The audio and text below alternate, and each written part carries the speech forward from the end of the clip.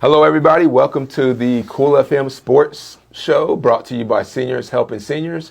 I'm Coach Dennis Baker. I got Coach Kevin Lassiter here with me. I got Coach Jarad Young here with me. And we're breaking down all sports, Cochise County and beyond today on the Cool FM Live Sports Show. Let's not waste any more time. Let's get right into the top 10 plays from last night's high school football Friday Night Lights action. We're going to start play number 10. We're going to start with Wilcox quarterback Robert Hill Jr. as he connects with Demarion Jackson. What a catch. Get that, buddy. Makes an amazing catch right there. You just got mine. Man, he does things with those. He does that every week. We have another great catch, Matthew Hudson from Ivan Higuera. Making a great catch there. Look at this pass here. Tristan Meyer. Putting it in the spot. Boom. Go get that thing. Hunter Wright on the catch. We'll see him a few more times. This is him again, catching the swing pass. You're gone. And I'm out, man. Hit the turbo button. Man, he's got super speed here. This is Buena getting into action. More defense here. Interception by Jaden Thomas. Athlete of the month. Take away Thomas here. Give me that ball and I'm running down the field with it. He's a threat when he gets the ball. Absolutely. And then one of our favorites, Miles Richardson from James Richardson. See that connection a few times. This is 1A state playoff football. Brothers to brothers. Let's look for more defense. TJ Walker. Boom! Put the young man upside down and turned him back the other way. I said before, I don't know if that running back even saw him, but he definitely felt him. He was shook up the rest of the game. Miles Richardson here on this play. Zigging, zagging, dragging, scoring touchdowns. And I told you Hunter Wright would be back on this highlight a few times, and here he is. This the third time we've seen Hunter Wright? Man. Just running up the sideline, then cutting across the field, and watch this. Cut at the end. It's probably like a 95-yard kickoff return, not longer. Speaking of kickoff returns. Ricky the Rocket. Ricardo Brooks picking up that muffed kick and then taking off. And right there when he crossed the 40, John said, go ahead and put 6 points on the board because he's scoring. He's gone. They were not going to catch him. Great touchdown by Ricardo Brooks. Super speed from Ricardo Brooks. So those are just some of the plays. Not all the plays, but there were some of the top 10 plays from last night action. But we still have a lot of highlights to show you as we break down some of the games that were played last night. But first, let's give a shout out to our presenting sponsor, Seniors Helping Seniors. If you are searching for a like-minded friend to help tackle chores and tasks, or if you seek a companion to join you in hobbies and activities, call Seniors Helping Seniors. Their caregivers are seniors themselves. They show up ready to exceed expectations and on a schedule that meets your needs, including overnight. Or you can make a difference by joining the Seniors Helping Seniors caregiving family. Their teams consist of mature, compassionate adults who thrive on assisting and connecting with other wonderful individuals. So check them out at southernArizonaSHS.com or call 520-487-4246. That's Seniors Helping Seniors. Got to give a shout out to them. Always doing a great job. Them alone, chance to host the show and give everybody the highlights we love to give every week and give our Cochise County players love. And so thank you so much to Seniors Helping Seniors. And what a great program that we have for our elderly youth in the elderly people in the area that could help themselves with, or they need that little bit extra boost. So absolutely appreciate especially it. In our community. We have a lot of seniors in our community. So shout out to them. And as we get into these game highlights now, we had some big time games, and we'll start with, in some ways, the biggest game because it was actually a playoff game. 1A play-in game, playoff for Valley Union as they had to travel to Ray and play in a game there. We could see already making plays here. Valley Union was down at one point, down 2 scores in this game, late into the third quarter, going into the fourth quarter, still down. That was tough running right there. I really like the way Luna. Luna was nuts. Running forward like a bull. James Richardson, the quarterback. He's going to give you a handful of plays every game. These Richardson boys, they bring it every day. You're not lying. Oh, there they are too. The Richardson connection. James play Tamayo. action there, Brother got behind to the brother. Just great vision right here. And once he hit the corner, Miles. I'm off. I'm gone. Catch me in the end zone.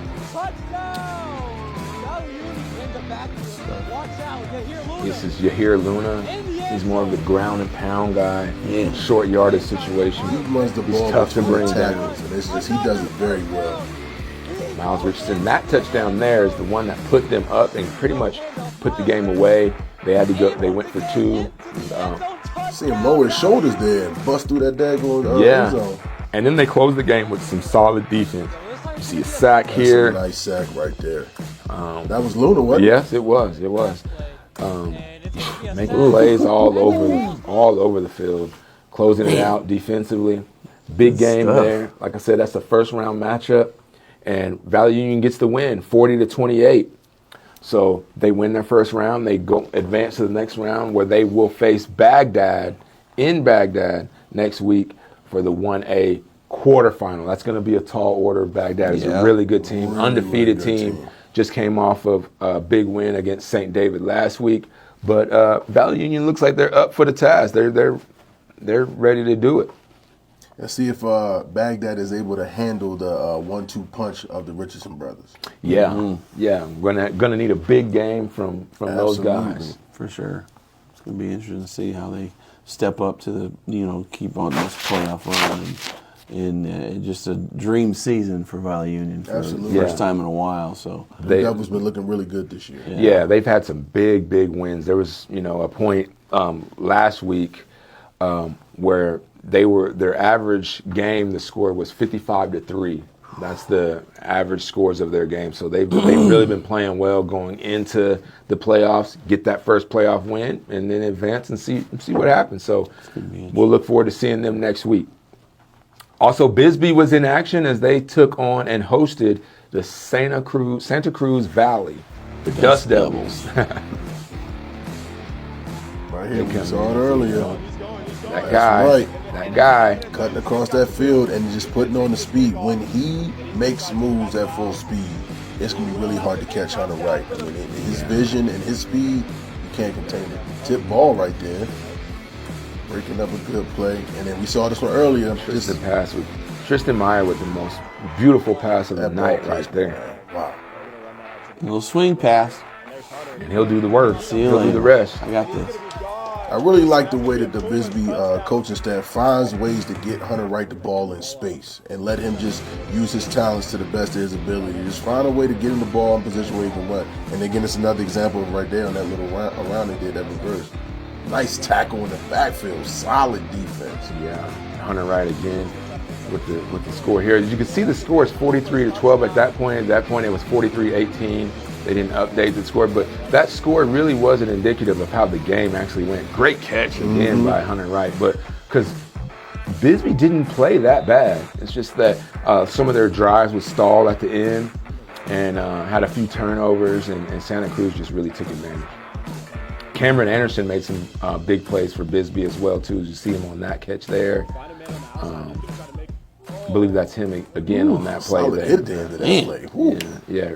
Ricky Achave made some plays there. But yeah, Bisbee came up a little short, 49-18, and they dropped to 3-7 on the season. But like I said, the future's still bright for that program. Looks like they have a quarterback. They've got playmakers all over the field there, and they're a championship quality team. They were just a championship team just a couple years ago. So when you have that type of coaching staff, you have confidence that they can have a bounce back season after a season like Magic this. For sure. may not be all the way gone there. They still got a chance to do some things in the years ahead. Definitely. Yes, for sure. Also locally, right down the street in Sierra Vista, ALA was in action as they had their homecoming last night as they hosted American Heritage Academy. Right here, Guardians harassing the quarterback, chasing him at the end of that play, or the running back there. Making plays defensively, blocked a Blocked a field goal. extra Guardians, point. we see you. Yep, Swarming to still the making ball on plays. defense. And looks like they forced a fumble there. TJ Leak, quarterback, was phenomenal TJ You making see, plays with his he feet. has a knack for getting the first down. He can know where it's at and then gets down. He's being real smart trying to protect the ball and protect himself while he gains yards for his team. You don't really see him getting hit really big, you know. No, he knows how to protect himself. You know, and TJ Lee's a guy that a lot of us that have coached youth football, we've seen him play a lot of different positions and watch him develop as an athlete. And it's really nice to see him settling into this role as a quarterback. See him get the first down and get down once again. Stepping up there. I mean, he's looking to throw. He's not a run first guy, but he can run when there are openings to do so. Good point.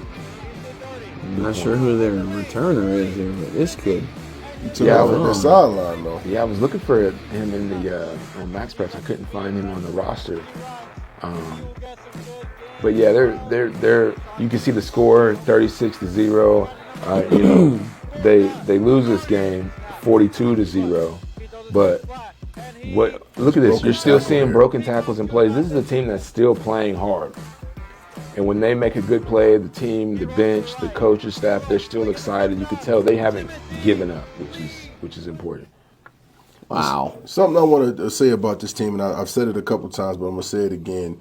Very, very young team. You look at the Guardians roster, a lot of sophomores, a lot of freshmen. And so, give this thing time. It's like Novocaine. Get it time, it's going to work. Let Coach Krause and his team continue to develop these young men. I talked to them earlier before their season and saw the results of their strength and conditioning program. And so they're going to continue to build these young players up, and they're going to be truly guardians and gladiators in the years to come as this program develops. It's just their first year in 11-man football. Yeah, that cannot be understated enough. First year in 11-man football. So this team was playing 8-man last year. To make that jump is really hard. I don't know if any team would really be successful or has been successful in their first year playing 11-man. And then even the program in itself, the school in itself is still so new. True. You know, you're still getting students in there. You need enough student athletes to fill the team, and then you got to have the sports program built up. So, you know, it's a building block. Like you mentioned it. It looks like they have the coaching staff there that can get them to the next level. It looks like they have a quarterback that's going to be able to get them to the next level. And you put some pieces around him and get the offensive line a little bit better where he's not running for his life. He's making a ton of plays out there running around. But, you know, something that you can build on. So shouts out to ALA. Their youth is that it's going to allow them to start building depth, because behind TJ Lee, they got a really young quarterback. Unfortunately, he wasn't able to play this season. He had an injury that kind of knocked him out for the remainder of the season. But I'm looking forward to seeing what their young quarterback, Jericho Nickel, what he's going to look like when he gets his turn to lead that Guardian offense. Yeah, bright future for ALA. You know, we talked about it before with other programs and teams too. You know, it takes patience. Of course, you know, Rome wasn't built in a day, and 11-man football is no joke. We think of ALA, and maybe you're thinking, oh, they're going to play against other teams like ALA, Sierra Vista. No, not necessarily. They're playing prep schools in Phoenix, in the metro area and stuff. So these are some powerhouse teams that they're having to play against. So that's why they've been an underdog in every single game they've played in. But it's still good to see the coaches, the players, the team. They're still excited. They're still fired up. They're motivated, not giving up, and all signs point to improvement for next year and beyond. Absolutely. Also, Douglas was in action. They hosted Walden Grove. Douglas, here we go. Sarita. Ivan Higuera, another quarterback that's out here making plays with his legs. I love the way he runs with that football. Man, he's so good. He's so runs good. with it. He's got quick Watch this move. Break that guy down. Zip that pass in there. You know who he reminds me of, the way he runs? He reminds me of Julian Edelman when he was at Kent State. Just a really athletic guy. Plays quarterback. Jittery. Just more of a, you got the quick twitch to him. Good speed. Nice interception right there. Stopping a touchdown from getting scored. Justin Hurtado. Yeah, the Bulldogs fighting the uphill battle in this game. Cesar Gaxiola getting in the mix. Look at how he runs. I mean, I'd love to take some of his plays and put them side by side. I like this one because he rolls this way, spins around, gets all the way here, and then this move here, a little bit of fake inside to get outside, get that first down, and get out of bounds. Real smart play right there. Sure. And he can throw the ball, ladies and gentlemen. Look at that nice accurate throw over in the corner, man. Just hard to great make a pass better than that. scoring here off the sweep. Just get in front of you, get behind your guys, and let them make a way for you. Yeah. And guys still playing. I think that touchdown we saw there was it was towards the end of the game. Mm-hmm. It was 28-0. The game looked like it was pretty much over, and there was a point where Douglas was going to just kick a field goal to avoid getting shut out. But then they ended up calling timeout and said, nah, let's go for the touchdown. So they went, and I'm so glad to see them score at the end. So that end of that game, I believe it was 28-7. Mm-hmm. Douglas goes to 4-4, so they're still not having a losing season. They're still right there on the bubble to where they could potentially make the playoffs, 4A playoffs. They have a game next week at Catalina Foothills. We look forward to seeing them bounce back from this game and put themselves in position to play in the postseason. Jarad, what's your thoughts on that game against Catalina? So Foothills is really struggling offensively this year. They've had a lot of mistakes, and they had a quarterback that went to the next level last year, and and he was phenomenal. We played against him at versus Buena last year, and it kind of looked a little scary at first, but we figured out what they were going to be doing. So he threw to his trip side most of the time. So, defensively we were doing what we needed to, but we had some big turnovers in that game. But regardless, Foothills is having a struggling season. I think they're 1-7 right now, 1-8. Probably trying to replace that quarterback. Yeah, and so this is a good chance for Hunter Long to bring these Bulldogs in from Douglas and keep the momentum going and just play their game and come out of this victorious and wait till Saturday morning to see where they land in the bracket of 24. Because I have an inkling chance that Douglas is going to be in that 9-15 seed, and then that 9-15 seed is going to be where you get to host your first round. So all right. That'd be nice for Douglas and all those folks down there. They would definitely pack the stands and go nuts for them. Nice to see one more game on what Jeff calls the prettiest turf. Yeah, in Cochise County. Yeah. They do have a nice field. Yeah, and that's been I've been renovated there recently. Yeah, I've been to their school, and they have a just impressive athletic facility. They have their old dome where they play basketball. It's just really nice. Their field is nice. I looked at their weight room. They definitely have the best weight room in Cochise County. And so it's no wonder that their athletics are good, and their whole town supports their high school athletics. So we love to see Douglas sports, and we love to see them in the postseason. So good luck, and shout out to Douglas for next week. So we also want to thank another awesome sponsor of our show, Prestige Remodeling and Restoration, LLC of Sierra Vista, for partnering with the show to help support these local athletes. Prestige has pioneered a visionary approach that empowers exceptional service, reinvigorating the fundamental principles of customer-centric service. As a licensed general contractor, including plumbing and electrical, they proudly cater to both commercial and residential needs. Visit them at prestigesierravista.com. And, with this, going to be some exciting stuff happening these coming weeks with Douglas and their postseason chances. So we hope to see the Bulldogs, keeping it on the field. Yeah, absolutely. Obviously, and then Valley Union still playing playoff football as they advance into the quarterfinals. St. David had already punched their ticket into the quarterfinals as they're going to host their first playoff game, but it's in the quarterfinals next week as well. So we already have 2 playoff teams in Cochise County already in the state playoffs, and hopefully we get some of our 2A teams, Douglas our 4A team, and Buena the 5A team, so that Cochise County can be fully represented at all levels in the playoffs. It's going to be exciting. So Wilcox takes their 8-game win streak into Tanca Verde down in Tucson in the east side to have a big 2A matchup. And, these teams are very, very evenly matched, but let's see how the Cowboys do with that see what they three-headed do rushing with attacker there. Exactly. Under center, you don't see that too often in today's game. He's going to roll back. He's got time. He's going to do a little out pattern and complete it for him. Here comes the blitz up the middle. He's going to try to go off tackle the far side. And they show him blitz coming right up the middle. He's going to toss him to the far with a pitch to the far side. He's going to try to get the edge. He's down the corner. And nice pursuit.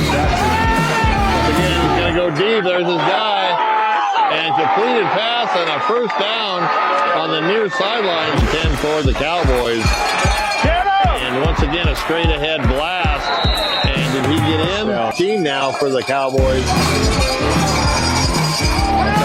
One-on-one with number 11. And he gets the ball down the sidelines and a touchdown saving. The shotgun is going to go back. Here comes the blitz from Wilcox and then the Cowboys. Once again, play this inside and down. Touchdown. And it is a touchdown for Ward as well, and then Caleb Cook is the real speedy guy. Unfortunately, though, Tanque Verde was just too strong. You know, they've had a really good season too, so we knew that was going to be a really good game. Wilcox falls 42-14 in that game.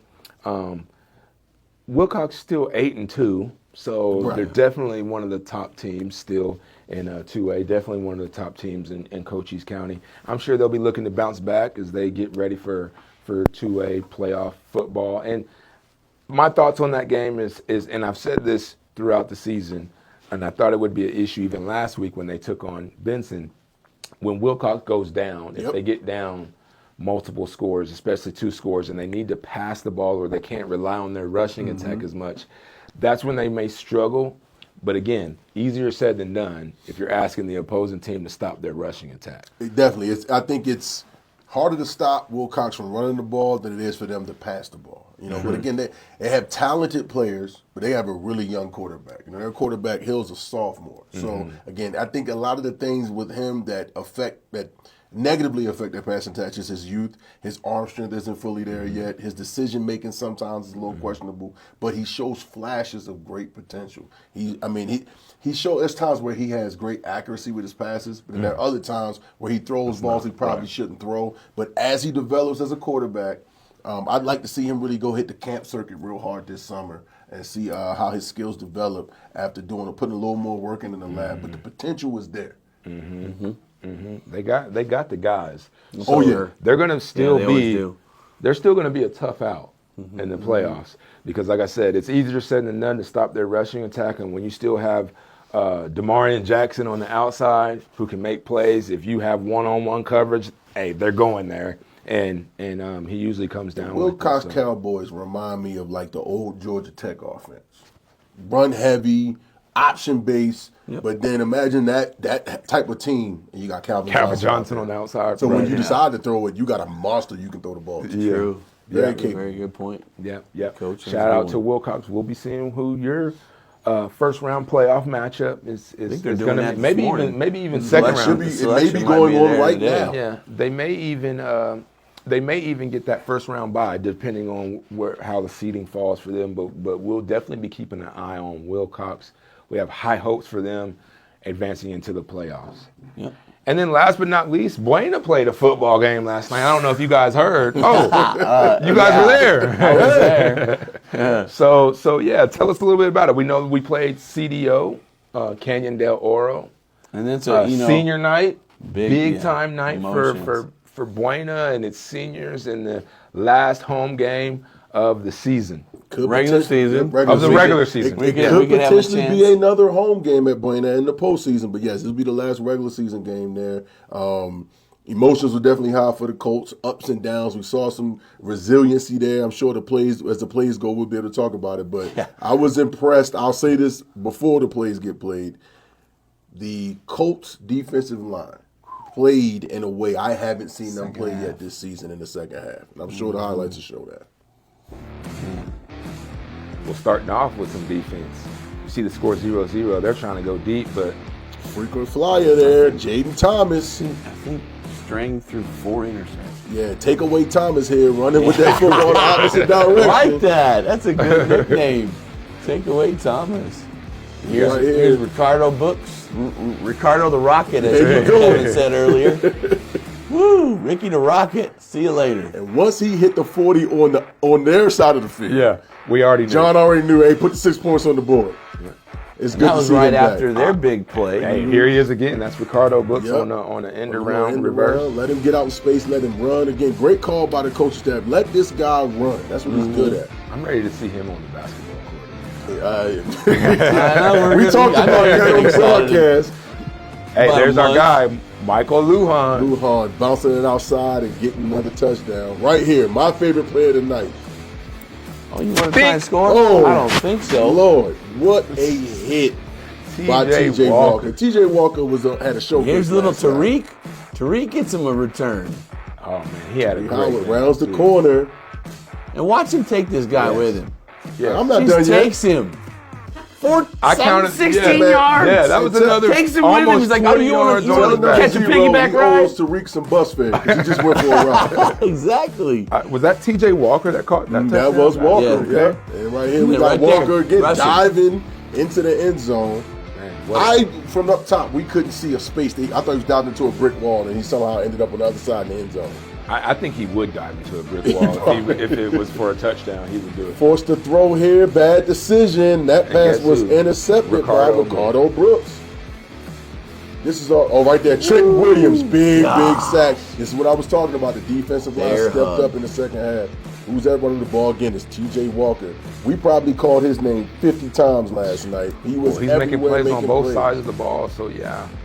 Michael with a good, solid run here. You cannot let Lujan get the corner. This is one of the few plays that he was able to get outside on because when they ran to the opposite side, to give CDO some credit, they had a really good defensive end that held the edge. And his uncle, Sergio Romo, who played with me when look at I that played at defense. Buena, was there last night. And I was talking to Sergio at halftime. And I was like, what do you think? He goes, I see glimpses of me when I was playing. And I said, yeah, of course you should. I mean, you've been working with him on the off seasons through the years, and it's paying off. And man, just to see this team they're just coming up the hill, and going to go into Ironwood Ridge and probably put a big thumping on them next week and come out of this regular season 7-3 and have it'd be surprising. I'd love to see it if we get a top 8, because we get a top 8, we get a bye. First round bye. Yeah, you want to see the Colts definitely run the table the rest of the season. But not everything was all smiles and celebration last night. Yeah. Unfortunately, Jaden Thomas suffered an injury.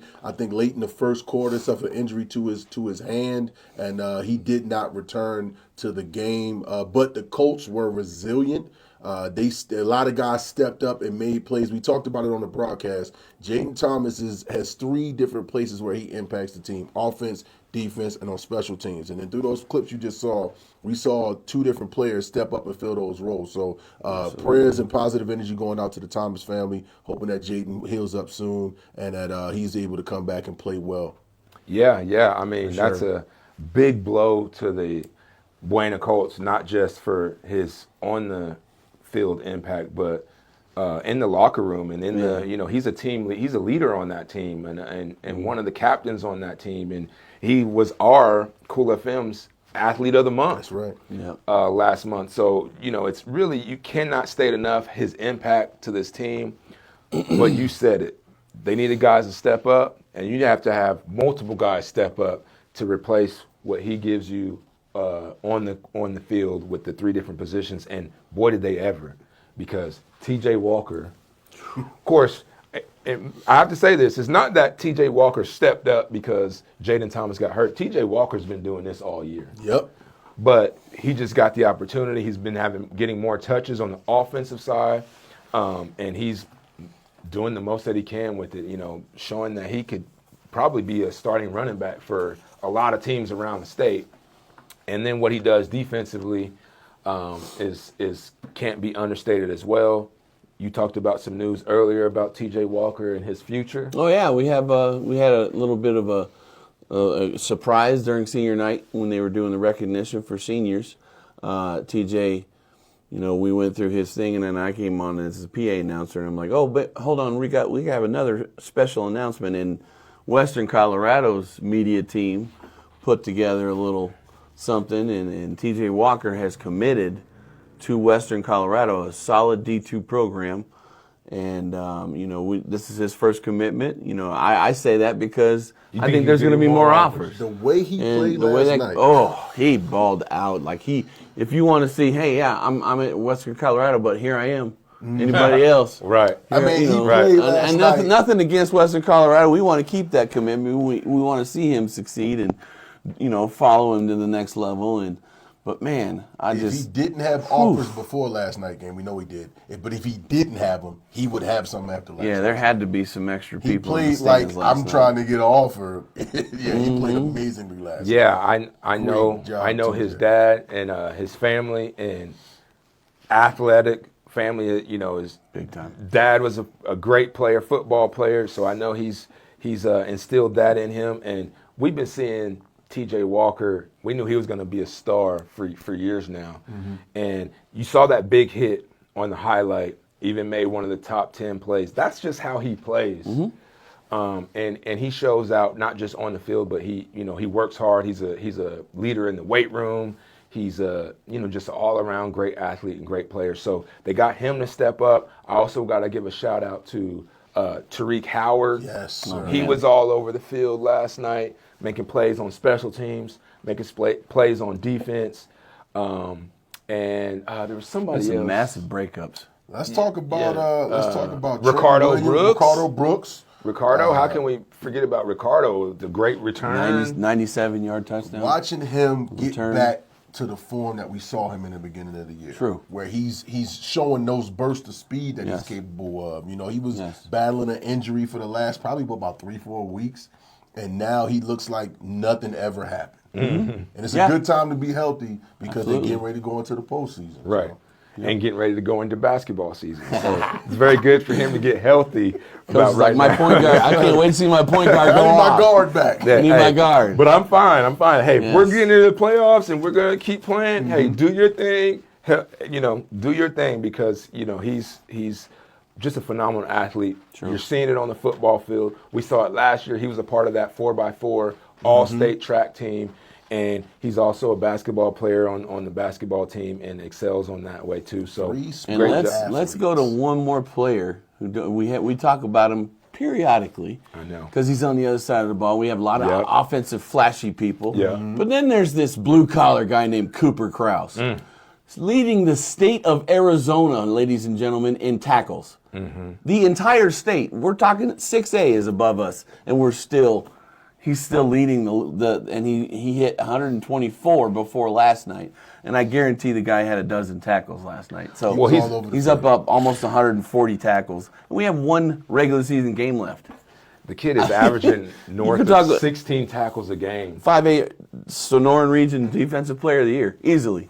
I mean, I would everybody should get his vote. I mean, but the guy just comes downhill so hard, and he does what he's supposed to. We talked about it before the show, Dennis, how, a lot of times you see guys getting huge tackle numbers that they usually play on teams that aren't that great in the win-loss column. But it's the total opposite. Buena's a competitive, good football team, and he just flies all over the field. Cooper Krause. I mean, it was so many times you look at plays happening, and when the initial collision takes place, you see 52 there starting the tackle. I mean, he's everywhere. He's in the backfield. He's making plays on the sides. He's everywhere, leading that defense. So again, congratulations, Cooper. Amazing effort you put out this year. I feel like he should be playing at the next level. Oh. And he would get even more kudos and credit. I mean, I think if defense was a little sexier or cooler or whatever, he would definitely be, one of It's the top getting there. guys mentioned. But, like you said, he does the dirty work. He's the The run stopper. the 9 to 5 clock in and show up for He work puts his and hard do hat his on. thing every day. Like I said, to get north of 15 tackles a game is really phenomenal, especially when you're talking about a good football team. Sure. And also, just while we're throwing out kudos that should be out there for people that just work hard every day, Michael Lujan. We There's the other guy. He's Punch the clock. Let's go. He's the workhorse and does it every single week, and it's almost like we forget about it because we're so used to it. He has spoiled us Buena football fans and the football team with just production week in and week out. It's almost like we're not even surprised to see he gets 100 yards or 200 yards or whatever. It's just what he does every single week. So He's gotta great. give it to them. But something I really like about him is he's one of those players, if you're his coach, you don't have to yell at him or get mad at him. I think he's tough on himself. You know, we saw last week he had the fumble early in the game against Casa Grande, and then in response to that, he ran for 250 yards and 3 touchdowns. He said that in the post-game interview with me. He's like, after that fumble, he goes, I had to prove everything. After the rest of the way, it was prove myself wrong. And I'm like, or, you know, I got to get myself out of this. Don't let it get me down. And, you know, and going back to Cooper real quick, guys, I think I wanted to say last week it was up to 13 offers. We're talking D3s and D2s. He deserves it, man. Might he be deserves you know, FCS here and there, but he's going to have to narrow it down. He's got a lot of offers. Technically solid linebacker. You know, I mean, when I think linebacker, first thing I think of is I want a guy who is a sure tackler. Oh, yeah. I'm not looking for a hitter. I want you to stop plays. And that is something he does. He finds the ball, and he attacks the ball, and he ends plays. A motor. And he doesn't stop. Yep, legs, and he never stops going. So, he is capable, in my opinion, of playing at the Division I level. I think he's capable of doing it, and I'd like to see him get there. Yeah. Lujan probably going to be a D2 running back somewhere. He's got the potential to do that. I say that because his size is a little bit different, but it doesn't matter. I mean, we got small running backs at D1 level, so we could see, you know, what he's going to do in the offseason. He's going to run track again, so that could help him with his numbers. But overall, I want to see Lujan. I want to see all of our guys get some offers. You know, even Leighton. That's what he came down here for. He wanted to get some, you know, get his numbers up and come down. That's the other guy that I wanted to say that we don't always give the credit to that he deserves. But Caleb Leighton has been the starting quarterback for Buena and has never been in question. No. And he's just produced every single game through the air. I talked about it, I think, last week, where we give so much credit to Jaden Thomas and his receiving numbers and stuff. But he's got to have a quarterback to throw him the ball. Caleb Leighton has been that. We've seen Caleb Leighton take care of the football. We've seen him make plays in the running game when he needs to scramble around and make plays, manage the game as needed, and then make plays when it's needed. So shout out to him. Obviously, the offensive line. Buena 6-3. There was a point where Buena was 3-3, I believe, and you know they played some of the best teams in the state. So you know that's why that record kind of looked like that. But here we are going into their end of the season, going into the end of the regular season, and there they are 6-3 with a chance to go 7-3 going into the playoffs, and maybe even get a first round bye, maybe even host a playoff game. Yeah, right where they want to be. They may not be where, you know, hopes and dreams wanted them to be, but they are in control of their own destiny. They're not waiting and hoping somebody loses. Right. All they got to do is win. Yep. Right. All they got to do is win, and they get in. And I'd love to see, because I want to call one more, I'd love to see the Colts get one more game here in Sierra Vista at home. Yeah. And pack the stands. Oh, yeah. Man, there was a lot of people there for senior night last night. It was a good crowd. The student section was hopping. It was a lot of fun. Great energy there. We had the band out there playing the whole night. Yeah, it was great. Yeah, they were rocking too. So yeah. Wow. So we talked a lot about the Buena guys stepping up as kind of nominees for Player of the Week. But outside of Buena, we saw those highlights. There were some other big-time guys that could be Player of the Week. When I think of Hunter Wright, how much he did and how much he means to their team on a weekly basis, but the plays that he made last night. Also, Miles Richardson, who's probably we could just cement his name in here as a Player of the Week nominee because he's always going to be. And then, like we said earlier, the honorable mentions of T.J. Lee at ALA. I also want to. Well, we talked about Tyreek. Howard. I thought Tyreek Walker, Howard, but it's Howard. Tariq Howard making plays. That young man impressed me so much last night. I want to take my hat off to you, sir, because at 6 feet, that's a good size for a corner. But he was lined up in front of a 6'4" receiver last night that could catch the ball and could run. Yeah, he's their top receiver. He put the seatbelt on him. He was there knocking the ball out of this guy's hands. I mean, intercepting passes, making tackles. He did everything the Colts needed him to do. He looked great last night. I wouldn't be surprised if he gets some offers after the way he played last night. Oh, yeah, for sure. For sure. It's been an exciting season to see these guys mature. over the course of the season with the toughest schedule in the state of Arizona, one of the toughest schedules in the state, and seeing them come through and still battling. Oh man, we got killed by Mason Mountain View. Oh, we got railroaded by this. They don't have that attitude. They're like, okay, it's one game at a time. It's showtime every week, and that kudos and that all that hats off goes to Coach Thomas and his staff. And continuing to battle. I mean, I bet it was absolutely crushing to hear his son had to go deal with something, an injury, and he just walked him down for senior night and all that, and but he still has to be the captain and the leader of the ship and keep things rolling, and he did, and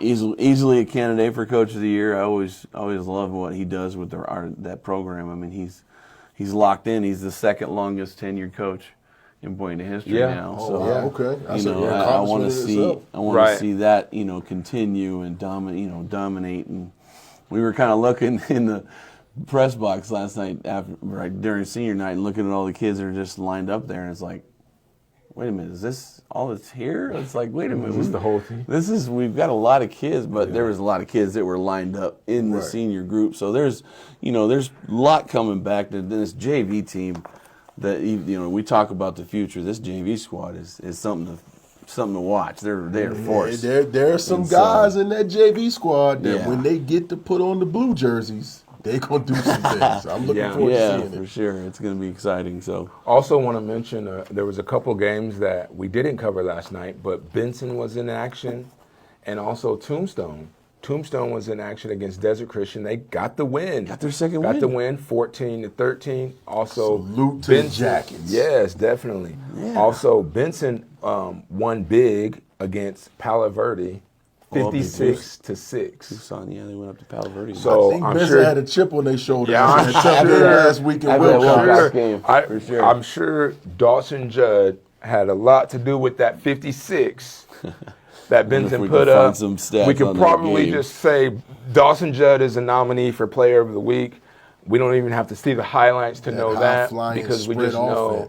Yes, we just know how they are, how they play, and the pedigree that they come with. We're looking forward to seeing them get some more football. Looks like Benson may have played their way into the playoff, and we hope to see them get some more because, like you said about with Buena, I want them to advance because I want to see them play. Almost selfishly, that's how I feel about Benson as well. I'd like to see some more Dawson Judd on the field and see what he can do against some non-conference or Cochise County teams.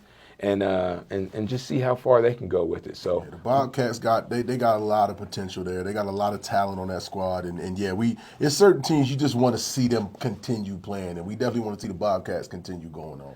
And Tombstone getting their second win of the season. Yeah, Kevin, you had talked about it off the air about even how their first win of the season was such an accomplishment for them. They have to feel proud of themselves getting that second win of the season, ending their season on the highest the highest note that you could imagine. You win. It must have been a tight game to win 14-13. Right.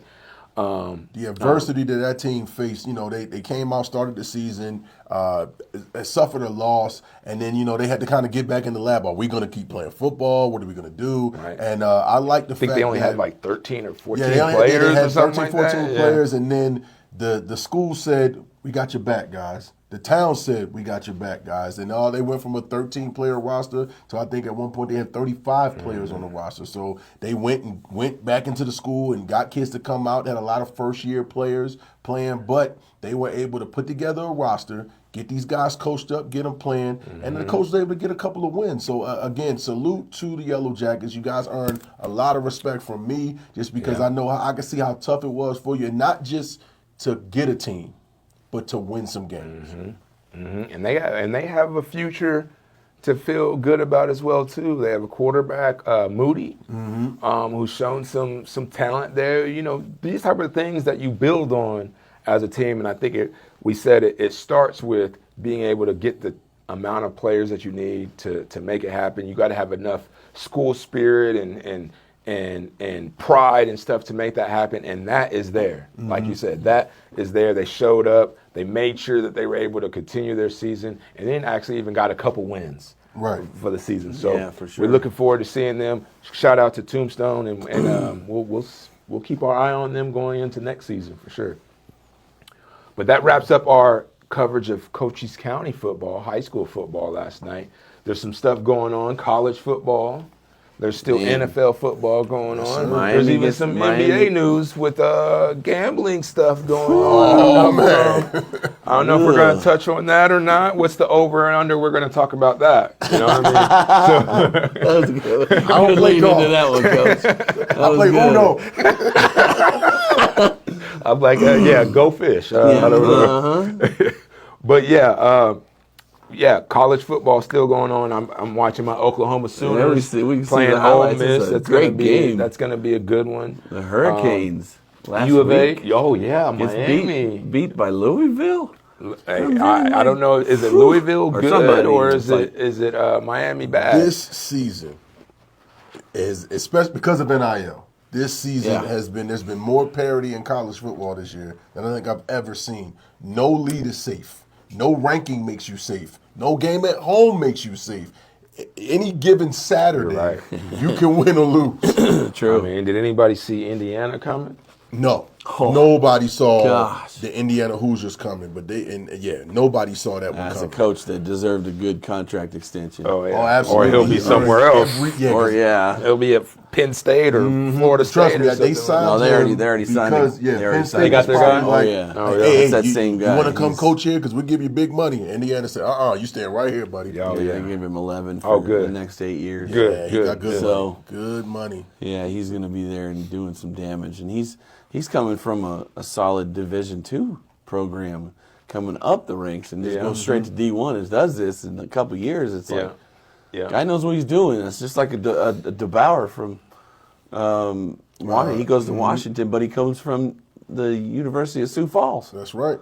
Goes to Washington, tears it up, gets all their thing going, and then Alabama hires him, and everybody's like, "What are you doing? This guy's not." And no, we see the potential. He's number 3 in the nation. He's doing something right. Give it time; it's gonna work. Yeah. So college sports, it's really heavy on coaches. They can identify coaches that if you can build a program.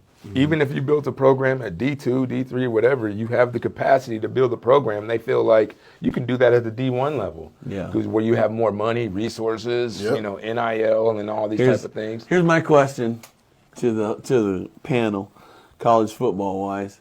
We have a vacancy now in Penn State. And there's somebody that's from right down the road in West Virginia, and his name is Nick Saban.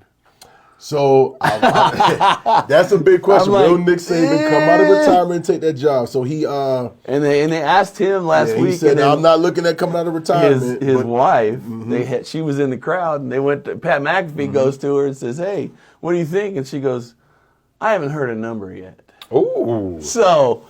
Hey, that's interesting because you think she'd be like, no. So Miss Terry left the door open. Yes. Miss Terry was like, I haven't heard a number, so I'd like to see. I think he's got plenty in the tank. You think? Back, but I mean, he's also some guys probably just have that bug in him. You got guys like Nick Saban. He's in his 70s. Guys like Pete Carroll in their 70s, but they're just coaches, and the age doesn't matter. They got that energy, and could he still do it? Absolutely, he could. In a place like Penn State, with the history and the that machine of Penn State behind him, they could do some big things there. Oh, absolutely. He could recruit, and then Penn State has the money for NIL. Honestly, and stuff like that. I'd love if he stayed retired. Yeah, that's where I was want to see going. somebody else get a turn. Nothing against Coach Saban. I think he's amazing, but I would like him to stay retired. And the reason why is, if it doesn't work out, I don't want his legacy tarnished. True. Right. True. You look at what's happening with Bill Belichick in North Carolina, and it's like that kind of tarnishes the legacy a little bit. And sometimes it's just better to quit while you're ahead. And Nick Saban, is known as a coaching legend, and I hate for that to be diminished at all. Not that it would, because he could go to Penn State and be successful, but I also think about just the amount of work and stress that a head coach goes through in college football, D1 level. I just don't know why he would want to. because it definitely wouldn't be for the money. And, Yeah, he's loaded. good. And He's it's not. solid. He loves the game, obviously, but where he's at now, he's an analyst. I love it. On He's one of the best ESPN. ones. It looks like he's having more fun on TV. Yes. How could you not? Yes. When you don't have the stress of having to win games and having to deal with this and the coach's life. I have heard coaches talk about this, and especially in NFL and high level Division I football, it's hard for them to be good fathers, good husbands, good parents and stuff like that, because your life is just consumed with that. And I feel like Saban's put his time in. He's done enough. Enjoy the fruits of your labor and do that thing. Now, what I would like to see, what would be interesting for Penn State, is if they reach out to this coach that's at Colorado right now. Oh, I mean, if we're gonna just throw stuff out we there, go.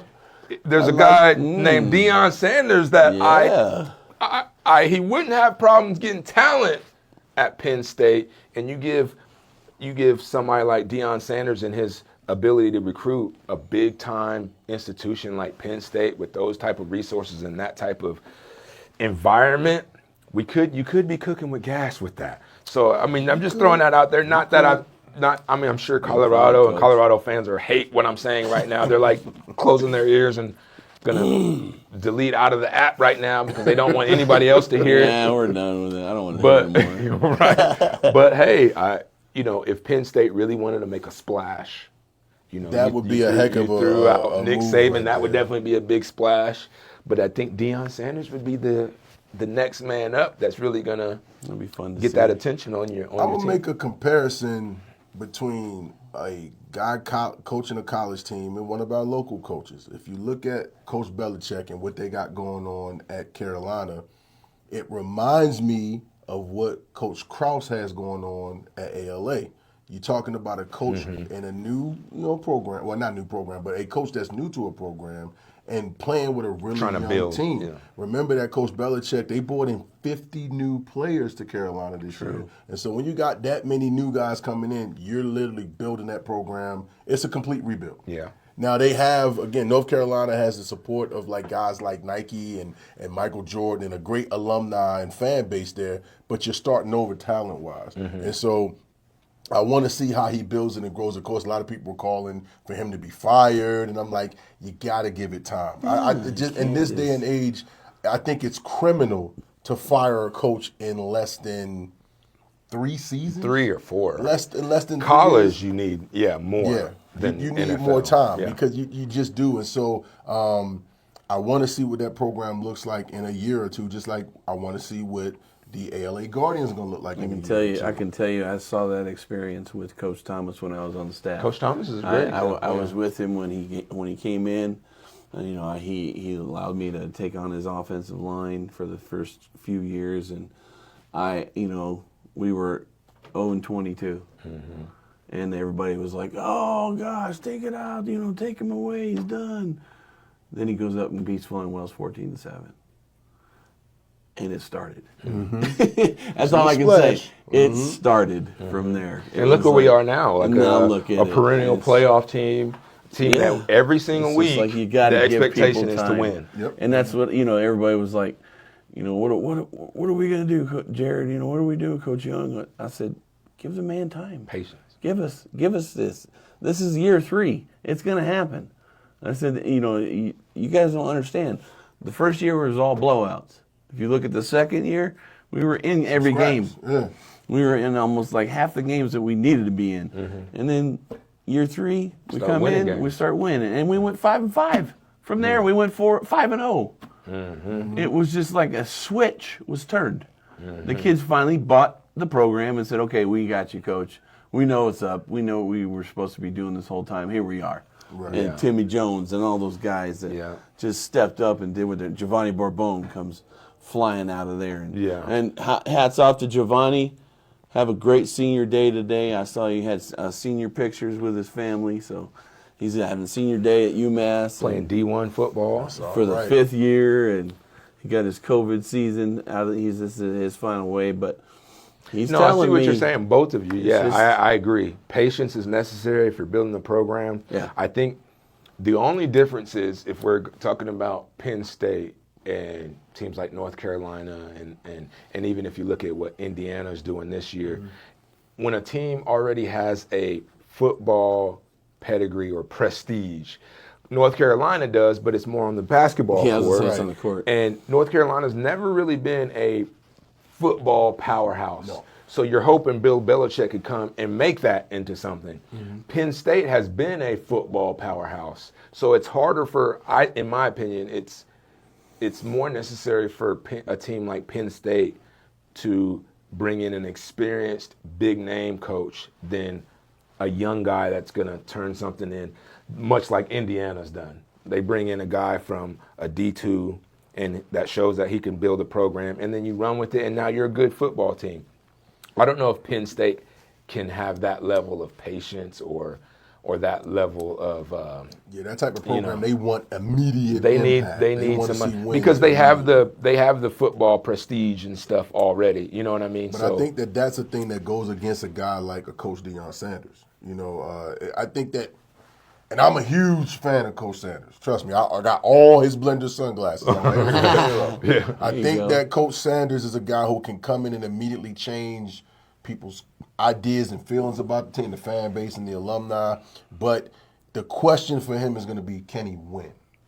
Can he win? And so, right now, the Colorado Buffaloes are suffering. I don't say suffering. They're struggling a little bit, trying to figure out who's their quarterback. And so it's questioning his ability with the X's and O's of the coach. We know he can also not just build a great fan base, but he can also build a great coaching staff. He got a lot of guys with gold jackets that they didn't pay for that are on his coaching staff, but does it add to wins? And so if you took that and you brought it to Penn State, that question is going to be, can you win now? Right. You want to go to a bowl game year Right. one.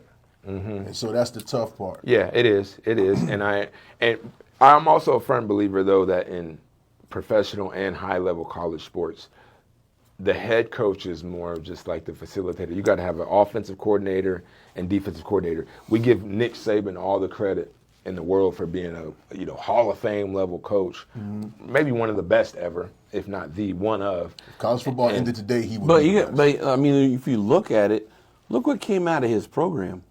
Kirby Smart, Steve Sarkisian. Right. I mean, the list is huge. It goes on.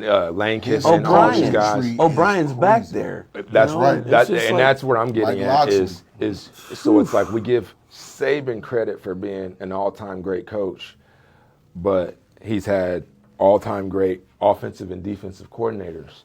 And I feel like sometimes, especially in college sports, the head coach is sometimes just the recruiter. He's the one that gets the big name players in here. If you're a great quarterback, you come in here and be, Nick Saban, I'm going to go play for Alabama or whatever. Yeah, but as soon as you get there, go get with Lane Kiffin or go get with Sarkisian or whoever, and they're going to work with you in your position and your offense or defense or whatever. And those talented coaches, I think that Deion Sanders is even better, dare I say, than Nick Saban at being the face that gets the athletes in.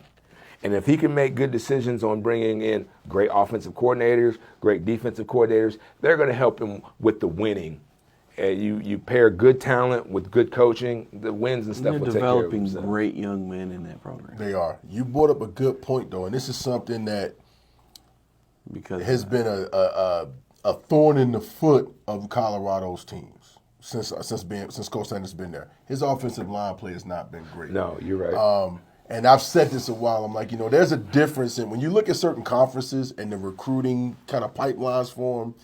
The Big Ten is known for having that access to that Midwest pipeline of recruiting. They're going to get those big strong guys out of Iowa, Missouri, Kansas, big Ohio. boys. Yes, sir. Them big corn-fed boys and how to move stuff out the way.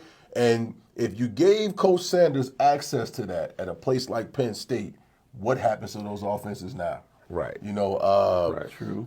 Where he's at playing in where it was the Pac-12 and now in the Big 12. Big 12, yeah. They don't quite pull out of that pipeline. It's not really. They're not known for that. I would like to see what it would look like if Deion had access to some of the top offensive line classes coming out of those Midwestern states. But that's a dream, right? I mean, it's a dream. I'm not sure. I'm just throwing it out there. Could be. And then if we break it down going into NFL action, I mean, a lot has been going on in the NFL, but it's still early, so there's still it's not so much playoff positioning, but we're starting to see what teams are definitely good and what teams are definitely not. You know what I mean? I think if we want to start with locally, we look at the Arizona Cardinals. What are your thoughts? I know Kyler Murray. I don't know the injury. Is he? Let's talk about Jacoby Brissett. I mean, he stepped up for He really those did. 2 or 3 games with Kyler being down, and I hadn't seen him play in a while, and I was like, okay, let's go. And they rode with him, and he battled, and unfortunately, that Tennessee Titans game that was ugly with that crucial decision late in the game. But the coaches are trying to get all these guys to buy in, and it's hard because they fine and they do all this stuff to the coach because he scolds a player out. Why can't we do that? Like, why are we taking away especially in the NFL? In the NFL, I mean, yes, you're a professional, but yes, I'm still going to let you know I'm the coach, and what I decide on a play is what you need to listen to. Right. That's already established before he gets there. That player, whoever it is, and he says, "Oh, well, It's been tough for the Cardinals because it's like as soon as they get something going, then they have a setback. It's like, one step forward, 2 steps back with injury or just somebody not having a good game. But you guys want to kind of go down the list of the NFL schedule and kind of do our choices? All right, so let's start. We got a first 10 o'clock game tomorrow morning, Dolphins at the Falcons. Who you guys like? Falcons. all Dolphins look day. terrible. Tua has looked like one of the worst quarterbacks in the NFL. I think he's better than that, but I don't see any signs of it being better right now. So I'll go Falcons. I think I like their offense a little bit better. Bijan. So we all Mr. go Falcons. Southpoint, yep. Okay, For yep. sure. Local guy Bijan Robinson. Good luck to the Falcons. Okay, next we got Jets and Bengals playing tomorrow. The 0-7 New York Jets. That's one of the teams that we say is definitely bad, but the Bengals aren't that much better. What's their record? They're 3-4. The Bengals are 3-4. But remember, they just bought Joe Flacco. Flacco. in. Grandpa Joe. Flacco, Yeah, he beat Joe. he beat the Pittsburgh He beat the Steelers Steelers, last and he week. looked good doing it. I mean, He actually did. And it was funny because he played. They all said it on the commentary. Joe Buck and Troy Aikman. They said it was like he was playing backyard football. He was just pop, pop, pop. 18 catches for Chase. right. I'm like, That's what? just absurd. As a guy who's a Baltimore Ravens fan, who's watched Joe Flacco play his whole career, he's never had a better pair of wide receivers than the two he's got right now. Of course, yeah. So, yeah. I think there's something to be said too about the phrase we say, playing with house money, and when you're Joe Flacco and you're not the franchise quarterback pressure, and when you're the Bengals when you're not having that great of a season and your star quarterback is hurt, you're kind of playing with house money. And that's why I feel like he kind of played like backyard football, like you said, where I feel like he's drawing plays up in the dirt, saying, hey, Chase, just do this. Jamar, just do. Jamar down there somewhere. Yeah. and that's when he's at his best, Flacco. And the team can kind of play like with less pressure and just go out there and play when you feel like no one's picking us to win. We don't have our quarterback. We're with this. We bring in this old guy to do this, and he's just out there letting it rip. So I'm say they keep on rolling, and they beat the winless Jets this week. Yeah, and it's unfortunate. I'm a big fan of Coach Aaron Glenn, but the Jets this year it's imploding, and it's so bad now. We had their owner this week making comments that he wasn't happy with the quarterback play. So when you got the owner saying that he doesn't like the way the quarterback is playing. I just saw something on Bleacher Report saying that Fields might be the starter. That's the quarterback he was talking about. But Woody, Still. I can't remember. He says his he's last name. bad. He's not happy with Justin Fields' play. He said, no wonder we're 0-7 when the quarterback is playing like that. So that's not a good sign when you got that. I mean, you may feel like that, but when it's being said publicly, that's not always the best. Well, and I think in his defense, I think he was trying to defend Aaron Glenn. Yeah, he's definitely sticking by his coach. Because I'm sure he's hot seat or under a lot of pressure, and he has to say, hey, well, my coach is okay, but no coach is going to win when your quarterback is playing like this or has a rating like that. And it's all true. It's very true. So, and I think you got to give. We just talked about it, giving coaches time to let it work. And I think that you got to give Coach Glenn a chance because we saw that he was a part of the big culture change that they had in Detroit a couple years ago. Yeah. And so if you let him go too soon, you may not get what you want. And so I think they're going to stick with him. I don't think he's going to be fired at the end of the year. I would like to see them win a couple games. I hope though. so. Yeah. All right, so let's go to the next game. We got Browns at the Patriots. 2-5 Browns going up to Foxborough to take on Coach Vrabel and the Patriots. Those boys are playing. They're playing for Vrabel. Yeah, and they're actually getting good quarterback play, and the Browns are not. This is true. Dylan Gabriel didn't look too bad last week. He didn't look too bad. He had a high completion percentage, but it was only for like 100 and something yards. Right. I mean, they're still trying to figure out some things. Defensively, the Browns they're a pretty good team defensively. Yeah, Myles Garrett's still going to make plays. They're still trying to figure some things out. All right, next game, we got an NFC East matchup. We got the New York Giants going to Philly to take on the Eagles. Oof. Yeah. Scatterboo. Just found out this yesterday. Scatterboo has more yardage than Saquon Barkley. By like 40 yards. 40 yards. Mind blown. He's got more yards than Saquon. So that's probably the best stat of the day. He went and saw Paul Wall down in Texas and got him some diamond Did grills. he get a grill? Let He got a grill. He was showing it off on X this morning. I'm like, oh, man. Okay. They're so likable. I like the Eagles in this game. But there's another piece of news. You guys see that Coach Brian Dable got fined. Him and Cam Scatterbo got fined, too, for entering the blue tent while Jackson Dart was being looked at for a concussion in the game the week before. Yeah, it was. Yeah, I think the team got fined, the coach got fined, and Scatterbo got fined. They all three elements all took a fine for entering the tent and violating the league's concussion protocol. Interesting. yeah. So I'm sure they knew that the only reason why they would fine them is I'm sure all players and coaches were notified that. Yeah, they said that it wasn't that they went in and manipulated the diagnosis, just that once a player enters that tent, only authorized medical personnel are supposed to be in there during the player's evaluation. So they both entered, and I think they both went in like, dude, please be okay because we need to win this game. And we don't have confidence in the guy that we got replacing you. Right. So please be okay, But yeah, it didn't. They all received fines there. So we thinking Eagles or we going? I'm going Eagles. I'm going Eagles. Eagles, okay. That's all three across the board. Eagles. Yeah, for all sure. right. Next game we got Bills going down to Charlotte to play the Panthers. Ooh. So both teams. Bills are 4-2 and 1. 4-2, and the Panthers are 4-3. So what do you think about that one? I'm gonna go Bills. I feel like everybody's kind of jumping off the Buffalo bandwagon too soon. Mm-hmm. They're still a really good football team. Mm-hmm. I still expect them to be in the playoffs and challenging the Chiefs and the Ravens and stuff. Some of these teams, like it's in the part of the season where their records may not look as impressive as you would want or as you anticipate, but they still have the things that you need to be good. Right. Quarterback play, defense, and a few star players on the outside, or whether it be offensive or defense, and Buffalo still has that, and so I'm still picking them on that.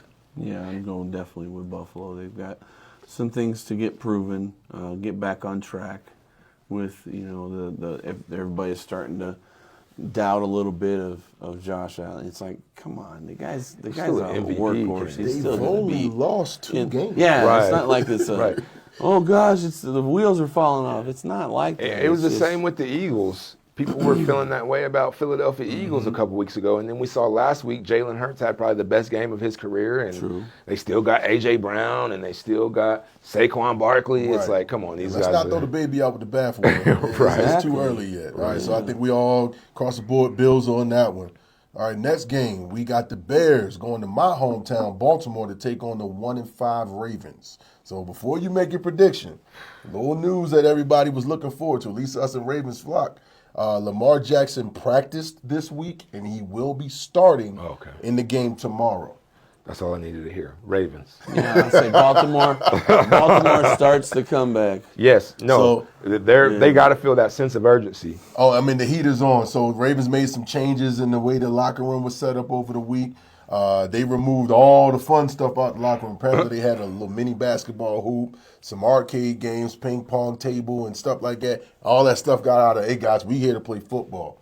The main thing has got to be the main thing. And so they've kind of reset the table. And so Baltimore here has a chance to have probably one of the biggest ever rebounds if they can come back from this 1-5 record and turn it into something that could get them into the postseason. This may be one of the best mid-season rebounds in the history of the NFL. I'm going Ravens, of course, in this game. I want to see us win. What you think, Jarad? Yeah, I definitely think that you get the energy back with Lamar saying he's ready to go, and it just turns up a different volume with those guys when he's fine and he's in his thing, in his groove and in his zone. So I want to see that happen and see them bounce back real good. So all right, he's probably one of the. I'd say this about Lamar Jackson. He's probably one of maybe like 3 or 4 players in the entire league that sway the needle on winning and losing more than anybody else. I almost want to say he's one of the few guys that can single-handedly win a game, but we know nobody can single-handedly win a game. But his influence on a game is larger than maybe everybody else except maybe Patrick Mahomes and Josh Allen. And it's usually a quarterback, and it's usually the top 3 quarterbacks in the league can really determine whether you're going to win or lose. And he's one of those guys. If he's playing, I'm picking them, especially considering, like you said, it's go time. Their sense of urgency is all the way.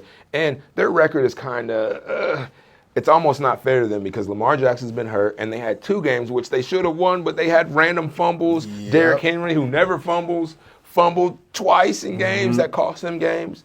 Games that they were either winning or in the game. They were closing the game out, right. Yeah. So, looking to see the Ravens rebound and get back up on top, especially since they're playing at home. All right, we got 49ers at the Texans. The 5-2 Niners going down to Houston to play against the Texans down there. I'm picking really the Niners in this game. Yeah, I'm going San Fran for that. All right, we can't all agree on all of them, and I think this is where, we probably all agree on this next one too. We got the Buccaneers going down to the Big Easy to take on the Saints. Well, I'm going to tell you right now. I know where you go. After the controversy of the home job that they all claimed happened with the refs and in Detroit and the favoritism or whatever the case may be. I think Baker got fined, didn't he? Yeah, he did. He got $50K. And that ain't but we lost Evans until the playoffs. Oh, I thought he was done. No, he said he's going to try and come back December. Okay. He said he feels okay. Whatever they did, there wasn't a lot of swelling involved. He heavily medicated. Yeah, so he could have been just coming off of that too. But I see, some of our guys are going to be a game time decision. But Baker is a dog, that, and he's going to just do what he has to do to bring his team out. I think we're going to see the run game improve. I think Bucky comes out again, coming off that ankle or foot, whatever's going on with him, and him and Rachaad White are just going to run all over New Orleans, and we'll throw a couple balls to Kate Otten here and there if we need to, but I think it's going to be one of those bounce backs after playing one of the top. That was a good game of the top teams in the NFC. Yeah, Detroit to see what they were going to do to each other. And I picked the Bucs to win last week, but I knew it was, and I did it based off the magic that Baker's shown this year. Sure. But going into that game with a lot of guys hurt, especially receivers, that takes away from his ability to make plays. But this week, not only I think they're a better team, but they're coming in with that chip on their shoulder. And so Baker's about to as I say, he's about to go in the kitchen and make some bread. So we got the MVP wannabe, Tez Johnson. Did you guys see that video? That's pretty good. It was so fun. So fun to watch that. So Bucs across the board? All right, Bucs across the board. All right, next game. We got a couple more left. But next game, we got your guys, the Dallas Cowboys, going up to Mile High to take on the Denver Broncos. Cowboys sitting at 3-1, and the Broncos are 5-2 out there in the AFC West. That one's hard for me to pick because the Cowboys. Realistic Cowboys fan. I like. Yeah, I know. I'm one of the ones. It's rare, and I would probably lean towards Denver in this game. I think the Cowboys have a phenomenal offense. CeeDee Lamb is back. We can go down the list. They have just great offense, right? But their defense is terrible. And Denver's actually a good team. Bo They Nix are a and these good guys team. can play. And Dallas is super inconsistent. Since they won last week, I'm going to say they lose this week. Okay, all right. Jared, what you think, sir? Well, like Dennis had mentioned, they are explosive on offense, but there's a big void on the defensive side of the ball in Dallas right now. I don't know if they can, try and step up to this game and do anything. So I think Denver comes out on this one probably a 2-touchdown win, maybe. I mean, it might be 1 touchdown, but I think that Bo Nix has got something special going on, and the Wizard Sean Payton. I mean, he's a great offensive whiz. He still is, and he shows it. Bounty hunter. I wasn't gonna say. I was gonna wait to see if someone else wanted to bring it up, but hey, yeah, the bounty hunt, everything. Oh, no. Breaking news. Oh, no. Out of Baltimore, Lamar Jackson will not be playing tomorrow. But some hopeful news for the Ravens, they're going to start Tyler Huntley instead of starting Cooper Rush. So, Huntley, I would go Huntley. Lamar Jackson, like half. Yeah. Huntley can do a lot of still things. Keep our picks. Yeah, I'm still going to go with Baltimore to win that game because Huntley brings some things to the table 'cause it's against that the are Bears. Lamar-like. And so I'll give it to the Ravens. But anyway, we're talking about Dallas and we're talking about Denver. Yeah. Yeah, for sure. I guess we're going to go across the board again because I'm Broncos. going to go with the Broncos, but I'm going with them for a different reason. The Broncos are playing at home, and the air in Denver is thin, which favors the ball being thrown all over the place. But I think that the Cowboys, because they've had their defensive struggles, they're going to struggle trying to run and really chase the quarterback up there. And so I'm going to go with the Broncos based off conditions. Yeah. I'm going to go Broncos. Makes sense. All right, next one. The 1-6 Tennessee Titans are going to Lucas Oil Field to take on the 6-1 Colts, who are being led by Daniel Indiana Jones. What do you guys think on this one? You just said it right there. I think it's phenomenal to see that guy. Yeah, that guy just starting to really blossom. It was what he's doing in that offense, and that whole program itself has just turned big time. And They got the a Titans are like, oh yeah, we got this momentum. No, you still got Cam Ward that has to develop to the NFL, and he's come all. He was a journeyman all through college, and I think he has to settle himself down and really figure out what to do in that offense. It's going to take some time, so. It's still going to take a lot of time, and I don't think they're ready yet to do what they want to do with that team. So I say Indiana for sure. The Colts. Yeah, I agree. Colts have a good offense, and Tennessee does not. I like Cam Ward. I think he's going to be something, but as of right now, Daniel Jones is better than him.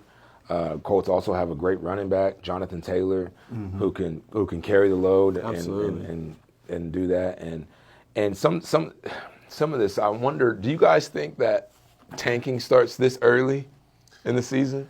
For some people, it could. Honestly, I think New Orleans is. Yeah, you'd have to think the Jets, and even I think Tennessee's in this category shut it down. too.